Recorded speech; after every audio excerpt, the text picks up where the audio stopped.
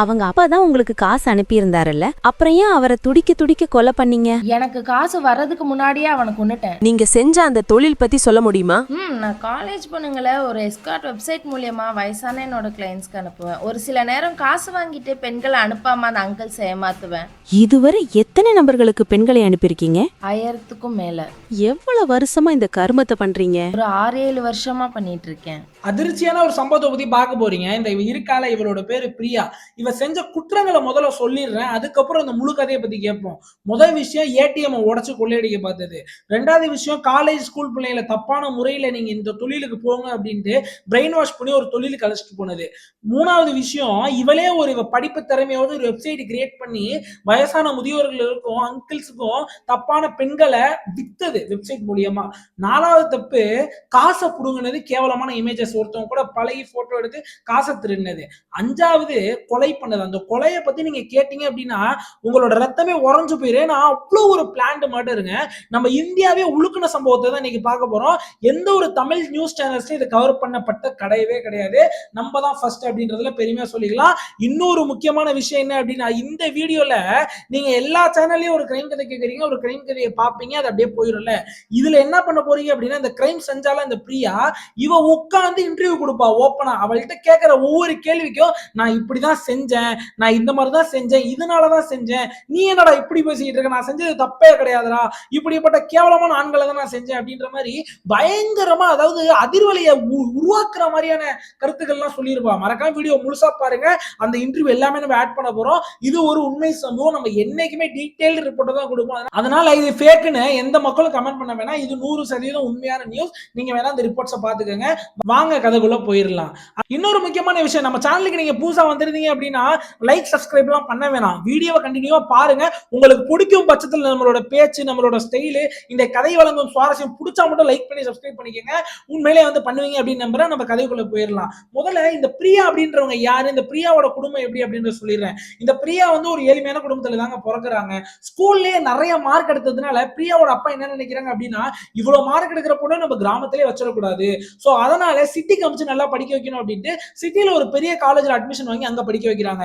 இந்த பிரியா கிராமத்துல இருக்க வரையுமே ஒரு கட்டமைப்புக்குள்ளேயே வாழ்ந்துட்டாங்க. அதனால காலேஜுக்கு போன அப்புறம் புதுசா தெரியுது பிரியாவுக்கு. நல்லபடியா காலேஜ் முடிச்சு அங்கேயே ஒரு சின்ன கம்பெனில வேலைக்கு சேர்றாங்க. கிட்டத்தட்ட மாசம் 20,000 ரூபாய் வருமானத்துக்கு அங்க வேலைக்கு சேர்றாங்க.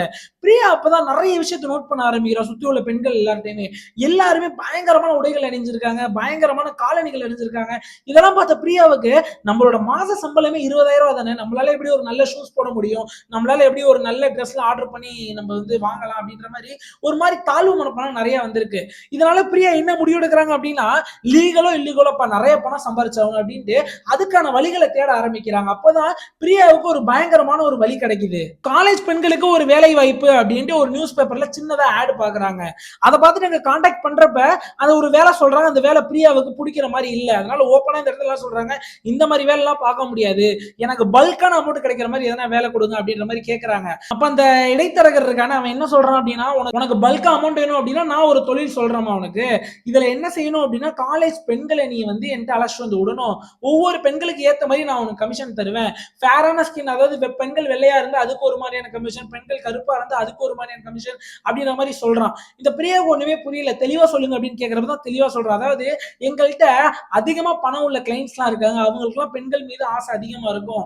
காலேஜ் பெண்கள் யாரெல்லாம் வந்து புவர் பீப்புள்ஸா இருக்காங்களோ, ஏழை பெண்கள்லாம் காலேஜ் படிப்பாங்களே வெளியூர்ல இங்க வந்து தங்கி, அவங்கள்ட்ட நீ பேசி அவங்கள மனசை மாத்தி இந்த தொழிலுக்கு நீ அழைச்சிட்டு வந்து அப்படின்னா உனக்கு ஒரு கணிசமான அளவுல கமிஷன் தரேன், நீ சூப்பரா ஈஸியாவே சம்பாதிச்சிடலாம், மாசம் ஒரு 5 பேரை கொண்டு வந்து விட உனக்கு 1,00,000 ரூபாய் கமிஷன் தரேன் அப்படின்ற மாதிரி அந்த இடைத்தரகர் பேசுறான். இதெல்லாம் கேட்டு பிரியாவுக்கு சரி ஓகே, 1,00,000 ரூபாய் கிடைக்குதா, மாசம் 20,000 தானே, நம்ம 8 மணி நேரம் வேலை பார்த்து சம்பாதிச்சுட்டு இருந்தோம், சரி இதை ட்ரை பண்ணி பார்க்கலாம் அப்படின்ட்டு பிரியா என்ன பண்றா, ஒரு சில பெண்கள்கிட்ட போய் பேச்சு போட ஆரம்பிக்கிறா. இந்த பிரியாவோட டார்கெட்டை யாரு அப்படின்னா, ஏழை பெண்கள், முக்கியமா கிராமத்துல இருந்து சிட்டிக்கு வந்த பெண்கள், யாரெல்லாம் ஏழையா இருக்காங்களோ அவங்களதான் டார்கெட் பண்றா. அவங்க எல்லாம் மனசை மாத்தி பல பேர் அந்த தொழில் கொண்டு வந்து நல்ல பயங்கரமா கமிஷன் எடுக்கிறா. பிரியாவுக்கு ஒரே சந்தோஷம், பயங்கரமா சம்பாதிக்க ஆரம்பிச்சுட்டே இருக்கா. அதே மாதிரி அதிகமான பெண்களை அனுப்பிக்கிட்டே ஒரு நாள் பிரியா என்ன யோசிக்கிறா அப்படின்னா, நாமளே நல்லபடியா படிச்சு வந்து இருக்கோமே, நம்ம எதுக்கு கமிஷனுக்கு வேலை பார்க்கணும், நம்மளே ஒரு பிசினஸ் ஸ்டார்ட் பண்ணா என்ன அப்படின்ட்டு ஒரு வெப்சைட்டை கிரியேட் பண்றா. அதுக்கு பேர் எஸ்கார்ட் வெப்சைட் அப்படின்னு சொல்றானுங்க. அந்த சைட்டை கிரியேட் பண்ணிட்டு அந்த சைட்ல முக்கியமான விஷயம் என்ன இருக்கும் அப்படின்னா, நீங்க அதுக்குள்ள போனோட உடனே உங்களோட நம்பர் அதுல பதிவாகுங்க. பதிவான அப்புறம் உங்களுக்கு ஒரு சில போட்டோஸ், அதாவது காலேஜ் பெண்களோட போட்டோஸ்லாம் வரும். நீங்க அதுல உங்களுக்கு பிடிச்ச செலக்ட் பண்ணிட்டு அந்த வாட்ஸ்அப் நம்பருக்கு மெசேஜ் பண்ணீங்கன்னா வாட்ஸ்அப்லயே திருப்பி போட்டோஸ்லாம் அனுப்பி ஒன்ஸ் வெரிஃபை பண்ணிட்டு உங்கள்ட்ட பேமெண்ட்லாம் கன்ஃபார்ம் பண்ணிட்டு உங்களுக்கு அந்த பெண்ணோட தனிமையா இருக்கிறதுக்கான வாய்ப்புகள் கிடைக்கும். இந்த மாதிரியான ஒரு வெப்சைட்டை கிரியேட் பண்ணி அந்த வெப்சைட்டுமே பயங்கர சக்சஸ்ஃபுல் ஆகுது. அதாவது இதை ஒரு பப்ளிக் வெப்சைட்டா வைக்காம யாருக்கெல்லாம் அந்த லிங்க் கிடைக்குதோ அவங்களால மட்டும் ஆக்சஸ் பண்ற மாதிரி தனியா செட் பண்ணி ஒரு மாதிரி சேஃப் அண்ட் செக்யூரா இந்த ஒரு பிசினஸ் ரன் பண்ணிக்கிட்டு இருக்கா. இதுவுமே பயங்கரமா போயிட்டே இருக்கு. ஒரு காலத்துல பெண்கள்லாம் இவள்கிட்ட வரத்துக்கு மறுக்கிறாங்க. இவன் நினைச்ச மாதிரி பிசினஸ் ரொம்ப பெருசாகிட்டே இருக்கு இந்த கேவலமான பிசினஸ். ஏன்னா முன்னாடி ஒரு 10 கிளைண்ட் இருந்தா அந்த 10 கிளைண்ட்டுக்கு அனுப்புறதுக்கு 10 பெண்கள் இருந்திருக்காங்க.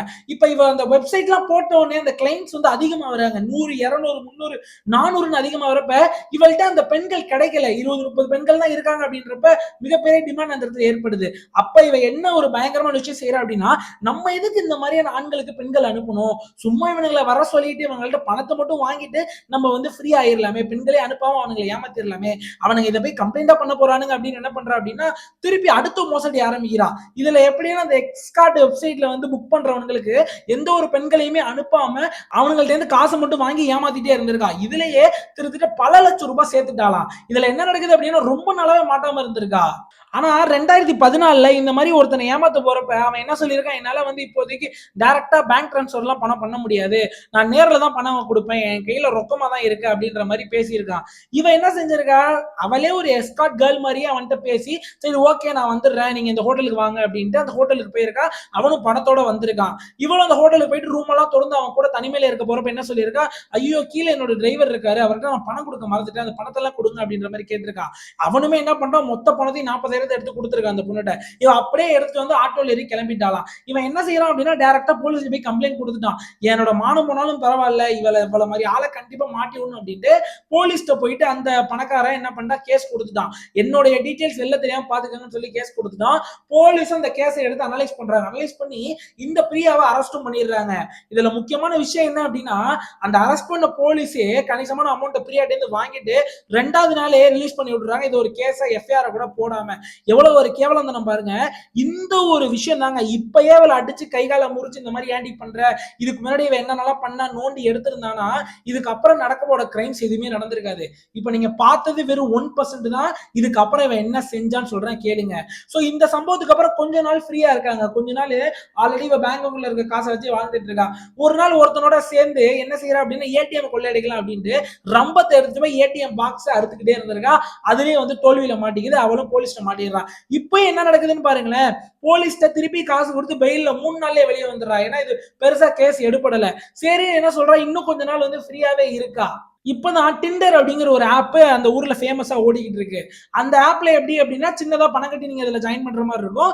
ஜாயின் பண்ண அப்புறம் உங்களுக்கு பக்கத்துல வசிக்கிற இல்ல தூரமா இருக்கிற நிறைய சிங்கிள் உமனோ இல்ல சிங்கிள் மென் கூடயோ நீங்க வந்து கனெக்ட் பண்ணி சந்தோஷமா இருக்கலாம், டேட்டிங் போலாம். இதுதான் அந்த ஆப்போட முக்கியமான விஷயமே.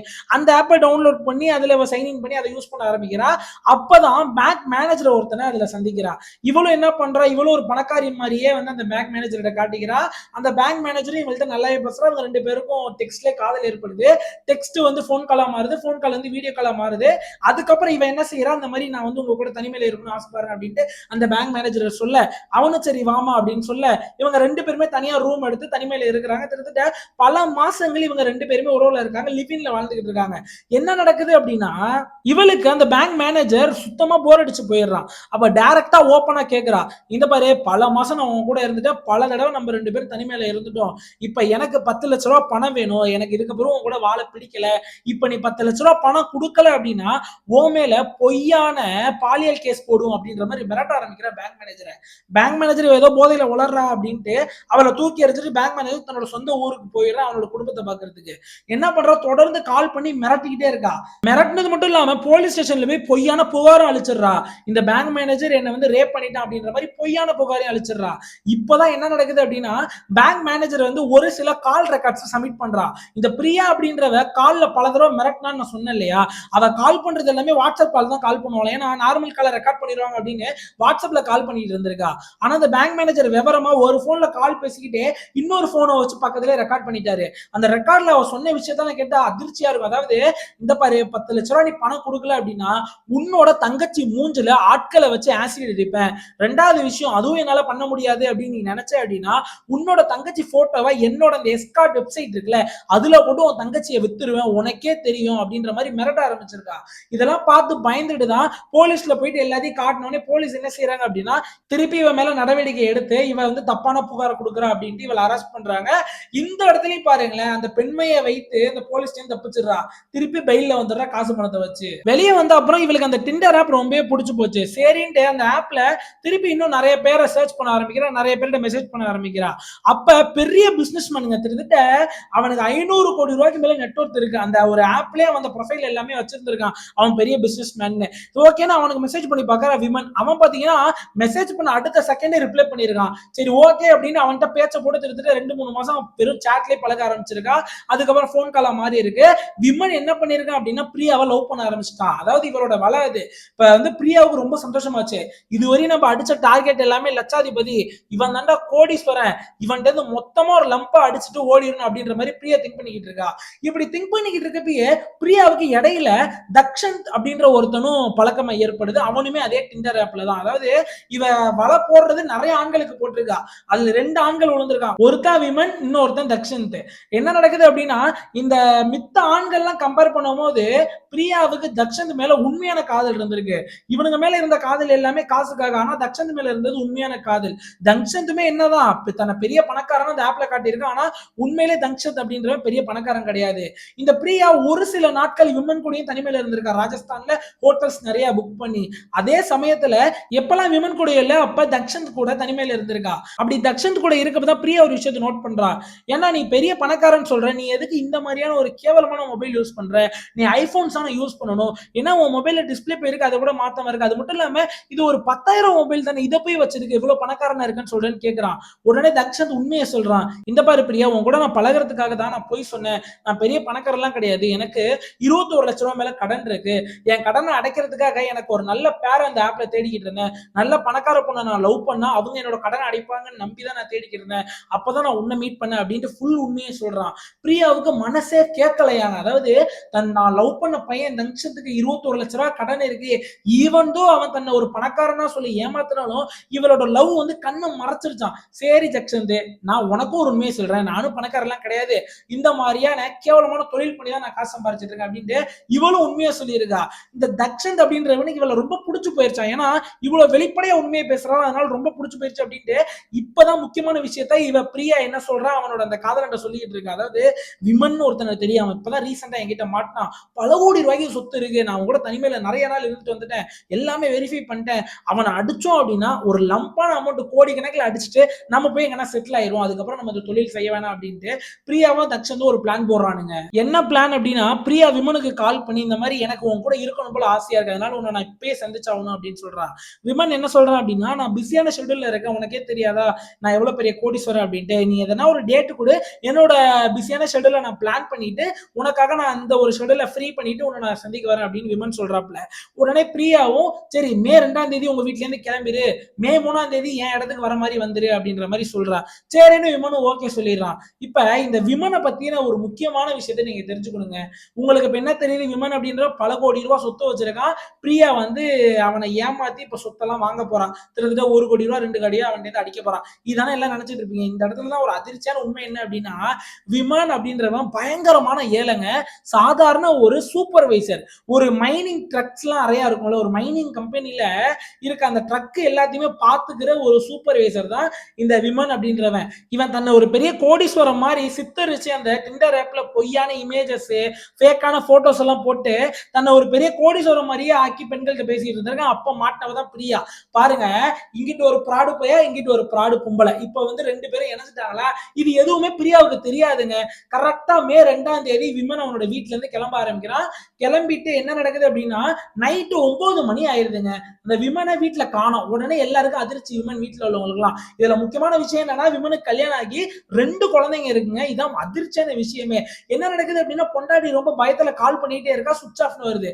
கரெக்டா 9:45க்கு நைட்டு ஒரு கால் பொண்டாட்டிக்கு வருது. யார்கிட்ட வருதுன்னா விமன் டேந்து வருது. கால் பண்ணி தான் பொண்டாட்டிட்ட, இந்த பாரு நான் இன்னைக்கு வீட்டுக்கெல்லாம் வர முடியாது, நான் வேலை பார்க்குற மைனிங் கம்பெனில போலீஸ் ரைடு வந்துருச்சு, கிட்டத்தட்ட 10 லாரி போலீஸ்ட்ட மாட்டிக்கிச்சு, லாரிக்கு 1 லட்ச ரூபா, அதாவது 10 லட்ச ரூபா கொடுத்தாதான் எல்லா ட்ரக்கையும் விடுவோம் அப்படின்னு சொல்றாரு. ஓனர் வேற ஊர்ல இல்ல, நான் தான் சூப்பர்வைசர், நான் தான் இந்த பிரச்சனை எல்லாம் முடிச்சுட்டு வீட்டுக்கு வரணும், அதனால ஒரு 2 நாளாவது ஆகும் நான் வீட்டுக்கு வரதுக்கு, அதனால நீ என்ன செய்யற அப்படின்னா பிள்ளைங்களை பார்த்துக்க, அப்பாட்ட சொல்லிடு அப்படின்ற மாதிரி விமன் சொல்றான். சரிங்க மாமா அப்படின்ட்டு தன்னோட பொண்டாட்டி காலை கட் பண்ணிட்டாங்க. கரெக்டா 3வது மே காலையிலங்க கரெக்டா 11:30க்கு இந்த விமனோட அப்பாவுக்கு விமன் மொபைல்ல இருந்து கால் போதுங்க. அவங்க அப்பாவும் வெளியில உட்காந்து டீ குடிச்சிட்டு இருக்காரு வீட்டு வாசல்ல. கால் வந்தோடனே எடுத்து ஆன் பண்ணி காதுல வைக்கிறாரு. யாரோ சொல்லுப்பா, என்னப்பா பிரச்சனை எல்லாம் முடிஞ்சிருச்சா, எப்பப்பா வர அப்படின்னு கேக்குறாரு. ஒரே அழுக சவுண்டு, ஒரே கதறல் சவுண்டு. தான் பையன் கத்துறான், அப்பா என்ன காப்பாத்துங்கப்பா, தப்பு பண்ணிட்டப்பா, அப்பா என்ன காப்பாத்துங்கப்பா, தயவு செஞ்சு 10 லட்ச ரூபாய் என்னோட அக்கௌண்ட்டுக்கு நீங்க டிரான்ஸ்ஃபர் பண்ணுங்க இப்பயே, இல்லைன்னா என்ன உயிரோட பார்க்க முடியாதுப்பா அப்படின்னு கத்துறான். இவங்க அப்பாவுக்கு ஒரே அதிர்ச்சி, என்னடா தான் புள்ள இப்படி கத்துதே அப்படின்னு. தம்பி என்னப்பா சொல்ற அப்படின்னு கேட்கறப்பயே அந்த போன் அந்த சைடு பிரியா புடுங்கி பிரியா பேச ஆரம்பிக்கிறா. இந்த பாரு, உன் பையனை நான் கடத்திட்டேன், ஒழுங்கு மரியாதையா 20 நிமிஷம் தான் உனக்கு டைம், எந்த பேங்குக்கு நீ போவன்னு தெரியாது, பேங்குக்கு போய் உடனடியா நீ பேங்க் டிரான்ஸ்ஃபர் பண்ணணும், உன்கிட்ட எவ்வளவு காசு இருக்கோ எல்லாத்தையும் டெபாசிட் பண்ணும், அதுவும் 10 லட்சத்துக்கு மேல டெபாசிட் பண்ணா மட்டும் தான் உயிரோட விடுவேன் உன் பையனை, இல்லனா கொன்னு வெட்டி சூட் கேஸ்ல அனுப்பிடுவோம் வீட்டுக்கு அப்படின்னு மிரட்ட ஆரம்பிக்கிறா. இவருக்கு ஒண்ணுமே புரியல. இவர் சொல்றாருமா, நாங்க ஒரு ஏழ்மை குடும்பத்துல இருக்கவங்கம்மா, என்னோட லைஃப் டைம் சேவிங்ஸே 3 லட்சம் ரூபாய் தான் பேங்க் அக்கௌண்ட்ல இருக்கு, என்கிட்ட அவ்வளவு காசு இல்ல, தயவு செஞ்சு நான் என்னோட காசை அமைச்சு வைக்கிறேன், என் புள்ள எதுவும் பண்ணிடாத அப்படின்ற மாதிரி இவர் சொல்றாரு. அவ உடனே கத்த ஆரம்பிக்கிறா. இவர் சொல்றதே கேட்க மாட்டேங்கிறா. இவர் சொல்றாரு 3 லட்சத்தை நான் அனுப்பி தொலைகிறேன் அப்படின்னு சொல்றாரு. அவ வந்து அந்த சைடு பிரியன்றவ காதுல கேட்க மாட்டா, பேசிக்கிட்டே இருக்கா. அதாவது என்ன சொல்றாங்க அப்படின்னா, கெட்ட கெட்ட வார்த்தையில திட்டி இருக்காங்க. இதுவரையும் ஒரு ஆம்பளே இந்த மாதிரி ஒரு பொம்பளை திட்டிருக்கவே முடியாது அப்படின்றாங்க. அவ்வளவு கெட்ட வார்த்தையில திட்டி இருக்கா. ஏன் திட்டுறா அப்படின்றது அந்த இடத்துல யோசிச்சு பார்க்கணுங்க. நல்லா யோசிச்சு பாருங்களேன். அந்த பிரியா அப்படின்றவளோட கேரக்டரே ஒரு சைக்கோத்தனமான கேரக்டர். முன்னாடியில இருந்தே சின்ன வயசுல இருந்தே காசு காசு காசு காசுன்னு கேவலமான இல்லீகல் தொழில அவ்வளவு செஞ்சு போலீஸ்ட மாட்டி வெளியே வந்து இந்த மாதிரி உள்ள கேரக்டர். இவ ஒரு பெரிய ஒரு சம்பவத்தை பிளான் பண்றா. அதாவது விமன்றவன் ஒரு கோடீஸ்வரன், அவன் ஒரு கோடிகளை அடிச்சுட்டு நம்ம வாழ்க்கையில செட்டில் பண்ணிட்டு இதுக்கப்புறம் எந்த கிரைமும் பண்ணாம நிம்மதியா வாழணும்ன்றதான் அவளோட ஒரு தாட்டு. ஆனா இந்த விமன் அப்படின்றவன் ஏழன்னு இந்த பிரியாக்கு தெரிய வந்தோடனே சுத்தமா வாழ்க்கைய வெறுத்துட்டா. இதனாலே ரொம்ப கோவத்துல சொல்றதே காதுல வாங்காம கத்திக்கிட்டே இருந்து போனை வச்சிடுறா. இதுக்கப்புறம் தான் சம்பவத்தை நீங்க கேட்கணும். முதல்ல எப்படி இந்த விமனை பத்தி தெரிஞ்சு அப்படின்னா, விமனும் கரெக்டா பிரியா தங்கியிருக்க ஹோட்டலுக்கு போயிட்டா, 2 பேரும் ஒன்னா இருக்க ட்ரை பண்ணிட்டு இருக்காங்க. அப்பதான் வந்து அந்த பிரியாவோட ஃப்ரெண்டான தக்ஷந்த் உள்ள வரான். உள்ள வந்தோடனே இவன்ட்ட பேச ஆரம்பிக்கிறாங்க. இந்த மாதிரி நாங்க வந்து பண்ணிட்டு இருக்கோம் பாரு, ரெகுலரா இந்த மாதிரி பணக்காரங்களை புடிச்சு காசு பறிச்சுக்கிட்டு இருக்கோம், இப்ப நீ காசு கொடுத்தேன்னா விடுவோம், இல்லைன்னா உன் பொண்டாட்டி பிள்ளைங்களுக்கு உன்னோட போட்டோஸ் உன்னோட வீடியோஸ் எல்லாமே நாங்க அனுப்பிடுவோம், தயவு செஞ்சு 1 கோடி ரூபாய் டிரான்ஸ்ஃபர் பண்ணு அப்படின்ற மாதிரி இந்த பிரியா சொல்லியிருக்கா. அவனுக்கு ஒரே அதிர்ச்சிங்க விமனுக்கு. விமன் எல்லா உண்மையும் சொல்றான். இங்க பாரு, என்னோட பேர் முதல்ல விமனே கிடையாது, நான் சாதாரண ஒரு பைனிங் கம்பெனில சூப்பர்வைசரா இருக்கேன், என்னோட மாத வருமானமே 12,000 ரூபாய் தான், நீ நினைக்கிற மாதிரி கோடீஸ்வரன் எல்லாம் கிடையாது, நீ எப்படி என்ன ஏமாத்துறேன் அதே மாதிரி தான் நான் உன்னை ஏமாத்துறேன் கோடீஸ்வரன், உன்னை காதலிக்கிறதுக்காக, நீ என்ன இப்படி பண்ற, ஆளை விடு அப்படின்னு கிளம்ப போயிருக்கான். கடுப்பாய் புடிச்சு அவனை அடி அடின்னு அடிச்சு டார்ச்சர் பண்ணிருக்கானுங்க. இப்ப இந்த கட்டத்துக்கு வரும். அப்பாட்ட பேசியாச்சா, அதாவது அந்த சைட்ல இருந்து அவர் சொன்னது 3 லட்சம் அனுப்புறேன்னு சொன்னது கூட இவ காதலே வாங்கல. இவ கடுப்பாய் என்ன பண்ற, அந்த ஜக்ஷன்கிட்ட இவனை வந்து நம்ம போட்டு தள்ளிடுவோம், இவன் வந்து செட் ஆக மாட்டான், நம்மளுக்கு வந்து ரொம்ப மன உளைச்சல் உண்டாக்கிட்டான், இவனை வாழ விடக்கூடாதா அப்படின்ற ஜங்ஷன் பேசுறா. அவனுமே வந்து பிரியா சொல்றதை கேட்டு சரி இவனை கொண்டுடலாம் அப்படின்னு பிளான் பண்றாங்க. சரின்னு தங்ஷந்தும் தன்னோட ஃப்ரெண்டான லட்சிய ரூமுக்கு வர சொல்றான். விமனை கால் கையெல்லாம் கட்டி போடுறாங்க. கால் கையெல்லாம் கட்டி போட்டுட்டு அடி அடின்னு அடிச்சிருக்காங்க. அதுல சாவான்னு பாத்துருக்கானுங்க. தலையிலே அடிச்சிருக்கானுங்க. அவன் சாவவே இல்லைங்க. அடுத்து 2வது அட்டெம்ப்ட் என்ன பண்றானுங்க அப்படின்னா, கழுத்தை நெரிச்சிருக்கானுங்க. கழுத்தை நெரிச்சதுலயும் அவன் சாவவே இல்லையா. 3வது அட்டெம்ப்ட் பில்லோவை வச்சு மூஞ்சிலே வச்சு அமைச்சிருக்கானுங்க. அந்த பில்லோவை அமைக்கியுமே விமன் வந்து ஒரு அன்கான்சியஸ்க்கு போயிட்டு, ஆனா உயிர் இருந்திருக்கு, பல்ஸ் இருந்திருக்கு. ரொம்ப டென்ஷன் ஆயிட்டாலாம். உடனே இந்த பிரியா அதெல்லாம் நின்று பார்த்துக்கிட்டே இருக்கா. தலையில போட்டு அடிச்சதை பார்த்திருக்கா, கழுத்தை நெரிச்சதை பார்த்திருக்கா, பில்லோ பில்லோ வச்சு அமுக்கினதை பார்த்திருக்கா. கடுப்பானவ இவனை இப்படிலாம் கொல்லாதீங்கடா அப்படின்ட்டு அதே ரூம்ல இருக்க நைஃபை எடுத்துட்டு வந்து இதை புடி அவன் கழுத்திலே குத்து நான் பார்க்கணும் அப்படின்னு சொல்லியிருக்கா. அந்த தக்ஷந்த் அப்படின்றவனும் அவனை நெஞ்சு மேல ஏறி உட்காந்து கழுத்திலே போட்டு சதக் சதக் சதக்குன்னு திருத்திட்ட 10ல இருந்து 12 தடவை குத்தி இருக்கலாம் அப்படின்னு சொல்றாங்க. குத்தி ஃபுல்லா கொன்னே புட்டானுங்க. கொன்னே புட்டு என்ன பண்றானுங்க அப்படின்னா ஆதாரத்தெல்லாம் மறைக்கிறதுக்கு ஒரு சில விஷயங்கள் செஞ்சுட்டு இருக்காங்க. அப்ப இந்த பிரியா இந்த இறந்து போன விமனோட மொபைல் எடுக்கிற அப்போது ஒரு மெசேஜ் வந்திருக்கு, இந்த மாதிரி இந்த அக்கௌண்ட்டுக்கு 3 லட்ச ரூபாய் டிரான்ஸ்ஃபர் ஆயிருக்கு அப்படின்ட்டு. அப்பதான் யோசிக்கிறா, ஓ நம்ம 10 லட்ச ரூபாய் அனுப்ப சொன்னதுக்கு 3 லட்ச ரூபாய் அனுப்பியிருக்காங்க போல அப்படின்ட்டு. சரி வந்த வரையே லாபம் அப்படின்னு ஏடிஎம் கார்டுலாம் இருக்கான்னு செக் பண்ணிருக்கா. அதுல ஏடிஎம் கார்டு இருந்திருக்கு அவனோட பர்ஸ்ல. ஏடிஎம் கார்டு பின்னாடி அந்த ஒரு நம்பருமே எழுதிட்டு இருக்குங்க. தயவு செஞ்சுங்க, நான் சாதாரண ஒரு நல்ல விஷயம் சொல்லிட்டு போயிடுறேன். ஏடிஎம் கார்டு அந்த கவர்ல எல்லாம் அந்த பின் நம்பர் எழுதுறதெல்லாம் தயவு செஞ்சு தவிர்த்துருங்க. ஒரு நேரத்தை போல இருக்காது. அதே மாதிரிதான் விமன் எழுதி வச்சிருப்போம் போல. உடனே என்ன பண்றான்னு இவனுங்களை வந்து டே இதை வந்து பீஸ் பீஸா ஆகிருங்க இந்த பாடியை, ஏன்னா இப்படி எல்லாம் வச்சுக்க கூடாது, பீஸ் பீஸா ஆக்கி இதை போய் நம்ம டிஸ்போஸ் பண்ணிட்டு வந்துடுவோம், இரு நான் பெரிய சூட்கேஸ் வாங்கிட்டு வரேன் அப்படின்ட்டு வெளியே கார் எடுத்துட்டு போறான். கார் எடுத்துட்டு போயிட்டு இந்த விமனோட ஏடிஎம் கார்டுலயே ஒரு ஏடிஎம்ல ஸ்வைப் பண்ணி 25,000 ரூபாய் எடுத்திருக்கா. இவன் எடுக்க போனது 1 லட்ச ரூபாய் எடுக்கலான்னு போயிருக்கா. ஆனா இவனோட ஏடிஎம் கார்டோட லிமிட் ஒரு நாளைக்கு 25,000 தானா. சரி வந்த வரையும் லாபம் அப்படின்னு 25 ரூபாய் காசை வெளியே எடுத்துட்டு அந்த காசை எடுத்துட்டு போய் ஒரு பெரிய சூப்பர் மார்க்கெட்ல மிகப்பெரிய லார்ஜ் சூட்கேஸ் எனக்கு வேணும் அப்படின்னு பெரிய சூட்கேஸ் வாங்கிட்டு வந்து அந்த டெட் பாடியை போட்டு கார்ல எடுத்துட்டு போறானுங்க. நைட்டு நேரம் கார்ல எடுத்துட்டு போயிட்டு வரும்போது சரக்கு அடிச்சுட்டே போயிருக்கானுங்க.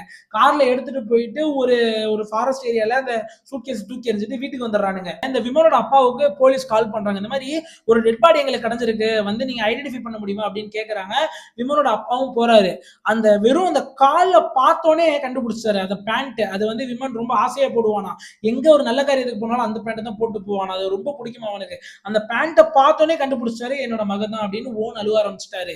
அதுக்கப்புறம் போலீஸ் இந்த கால் ரெக்கார்ட்ஸ் யார்கிட்டலாம் இவர் பேசியிருக்காரு விமன் அப்படின்றதெல்லாம் செக் பண்ணி ஓரளவு இந்த பிரியா தான் இதை கொலையை பண்ணிருப்பா அப்படின்னு ஆள் வரையும் கண்டுபிடிச்சிருக்காங்க. ஆனா பிரியாவை ஆளை காணவங்க. அது மட்டும் இல்லாம இவனுங்க அந்த காரில் சுத்திக்கு இருந்தாங்கல்ல, அதோட நம்பர் பிளேட் எல்லாம் சேஞ்ச் பண்ணி வச்சிருக்காங்க. இதனாலே சிசிடிவில தெளிவா போலீஸால செக் பண்ண முடியல. அதுக்கப்புறம் ஒரு தகவல் கிடைச்சிருக்கு, அந்த பிரியா அப்படின்றவரோட மொபைல் லொகேஷன் ஒரு ரயில்வே ஸ்டேஷன்ல காட்டிருக்கு. எல்லாம் வந்து ஊரை விட்டு ஓடுறதுக்கு பிளான் பண்ணிருக்கானுங்க. அப்படியே ரயில்வே ஸ்டேஷனை போய் அவளை பிடிச்சி அதுக்கப்புறம் அந்த இன்னும் 2 அக்யூஸ்ட் இருக்காங்களே அவங்களையும் பிடிச்சி கொண்டு வந்து ஜெயில அடைச்சிட்டாங்க. அதாவது இதுல முக்கியமான விஷயம் என்னன்னு பாத்தீங்களா, இவளை ஓப்பனா ஒரு இன்டர்வியூ எடுத்திருக்காங்க. அப்ப இன்டர்வியூல இவ பேசின பேச்செல்லாம் நீங்க கேட்கணுமே. நான் வந்து அந்த வீடியோ அப்படியே எடுத்து போட்டேன் அப்படின்னா எனக்கு காப்பிரைட் வந்துடும். அதனால உங்களுக்கு அந்த இமேஜஸ் ஆட் பண்ணிட்டு அவ என்னென்ன கேள்வி கேட்டாங்க, அவ என்னென்ன பதில் சொன்னா அப்படின்றத நான் உங்கள்கிட்ட சொல்லிடுறேன். முதல் கேள்வி என்ன கேட்டாங்க அப்படின்னா அவள்கிட்ட, எங்க நீங்க வந்து விமனை பகல்ல நீங்க கொலை பண்ணிட்டதா எங்களுக்கு வந்து தகவல் கிடைச்சிச்சு, எதுக்காக விமனோட பாடியை ரொம்ப நேரம் அந்த ஹோட்டல்ல வச்சிருந்துட்டு நைட்ல போய் டிஸ்போஸ் பண்ணிட்டு வந்தீங்க அந்த மே 2ஆம் தேதி அப்படின்னு கேட்டதுக்கு அவ சொல்லியிருக்கா, அது ஒண்ணும் இல்லைங்க, அவனை கொன்ன அப்புறம் திடீர்னு எனக்கு ஒரு கிளைண்ட் இருந்து கால் வந்துச்சு, அந்த கிளைண்ட்டுக்கு ஒரு பெண் தரதான் நான் வந்து வாக்கு கொடுத்திருந்தேன், அது மட்டும் இல்லாம காசு வாங்கியிருந்தேன், அதனாலதான் வந்து அந்த ஒரு சம்பவ ரீதியா போக வேண்டியது இருந்துச்சு அப்படின்றாங்க. ரிப்போர்ட்டர்ஸ் எல்லாம் ஒரே அதிர்ச்சி. என்னடி வில்லித்தனமா பேசுற, ஒருத்தனை கொன்னுட்டு ஒரு பொண்ணை அழைச்சிட்டு போய் ஒரு முதியவருக்கு போய் கொடுத்துட்டு வந்திருக்கான் அந்த கேப்ல, எவ்வளவு ஒரு கேவலமா இருக்குன்னு பாருங்களேன். 2வது விஷயம், சரி ஓகே நீங்க இந்த மாதிரி கேவலமான தொழிலாம் செஞ்சா நீங்க சொல்றீங்க, இது வரையும் எத்தனை ஆண்களை ஏமாத்திருப்பீங்க அப்படின்னு கேட்டதுக்கு, எங்க கணக்கே கிடையாதுங்க, கண்டிப்பா சொல்றேன் 1000 பேருக்கு மேல ஏமாத்திருப்பேன், ஒரு நாளைக்கு ஆவரேஜா 4 கிளைண்ட்டுக்கு நான் வந்து பெண்கள் அசைன் பண்ணுவேன், நீங்க கேட்கறத பார்த்தா நான் வந்து ஒரு 7 வருஷம் மேல பண்ணிக்கிட்டு இருக்கேன், அப்படி பார்த்தா கணக்கு எங்கேயே போவோம், 1000க்கு மேல எழுதிக்கங்க அப்படின்ற மாதிரி திமிரா பேசுறா. அடுத்து 3வது விஷயம் என்ன கேக்குறாங்க அப்படின்னா, யார் இந்த கொலையெல்லாம் பண்ணது, யார் இதுக்கான பிளான் போட்டது அப்படின்ற மாதிரி கேக்குறாங்க.